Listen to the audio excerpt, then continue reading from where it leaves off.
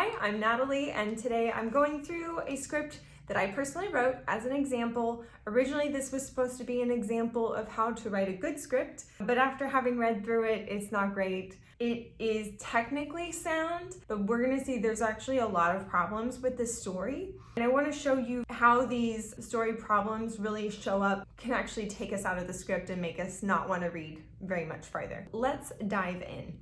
I want to point out the bolded scene heading here. That's really popular right now. If you start to read scripts that are currently being produced, you're going to see this a lot. It might even be underlined, might be italicized. Having that bold scene heading just makes it pop. It's easier for me to read it. I don't have the scenes numbered. That's not really necessary until you go into production. If you want to do it, you can. Crowded bar, full of haze. I've got a better description here. So I have a better understanding of what this dive bar is. It's trying to be a nightclub. Okay, we've got Sheila, all bold, great. Hard in mid-40s, kind of bartender, doesn't take crap from anybody, awesome. That gives me a good idea of who she is. I don't need a description of what she looks like.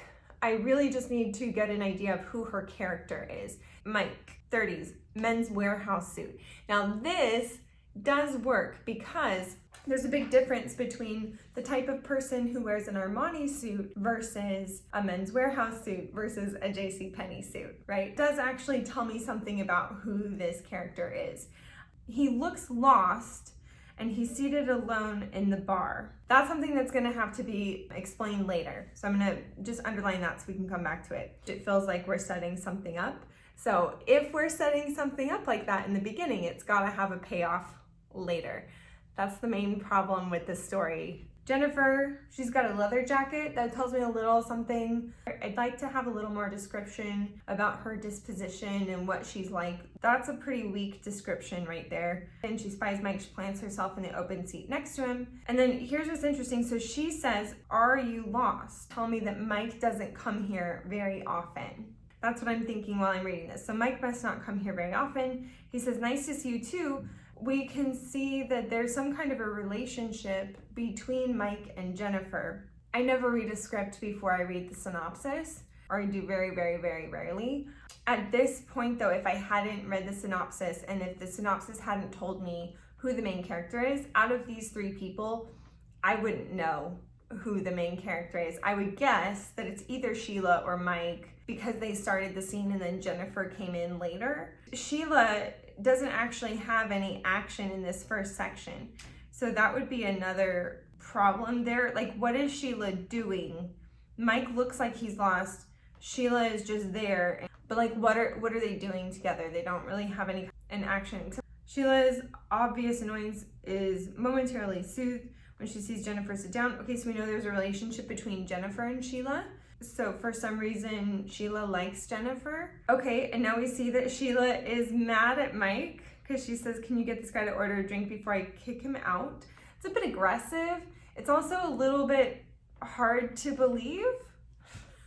It's very rare that you're gonna go to any bar where they will kick you out for not drinking. That's not realistic. You have people who go out with one designated driver, people who go out who are sober. So this is a really weird, unbelievable line, actually. Now he orders a drink, whatever Jen wants put on my tab. So he uses a nickname for her, so that adds to their relationship. She's a whiskey person, he's a PBR person. That also tells us a little something about them, so that's kind of nice. Then she says, "I need to talk to you," and here's where it starts to get really funny. If you skip down, she says, "I need to talk to you." Mike says, "What about?" She says, "In private." And Mike says, "Whatever you want to say to me, you can say in front of Sheila."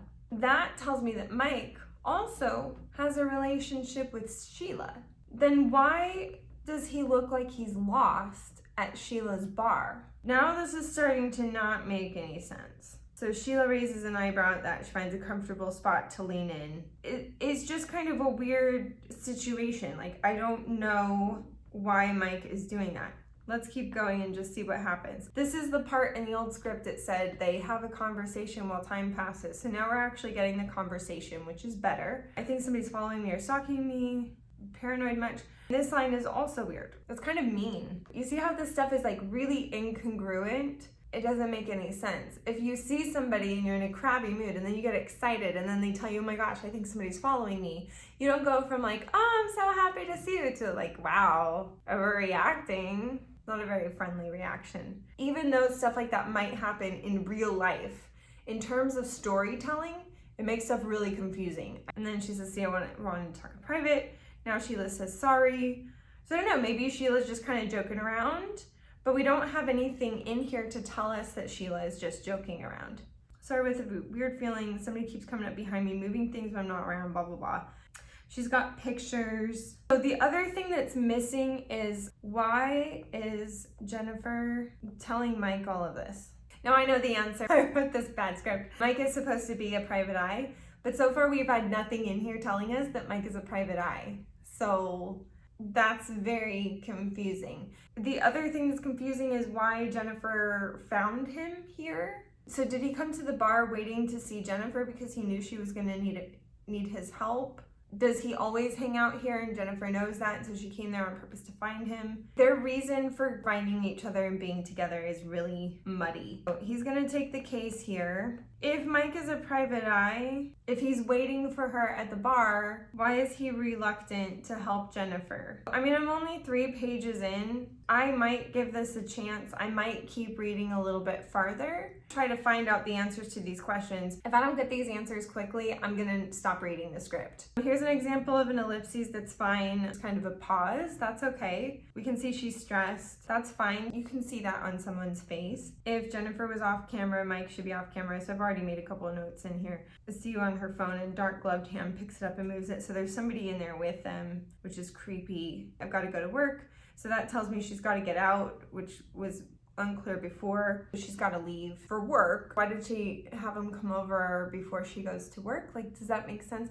I don't have a lot of, it's very unclear what's going on. The last thing I want to point out is that the bad script was on 2 pages and this script is 4 pages. So just to give you an idea of how timing in the blueprint of your script is so important. That happens all the time. Whatever you write in Word or Pages almost always becomes at least twice as long in final draft. So those are all the reasons why this is not an example of a good script. This is an example of really bad story writing. Thanks for watching.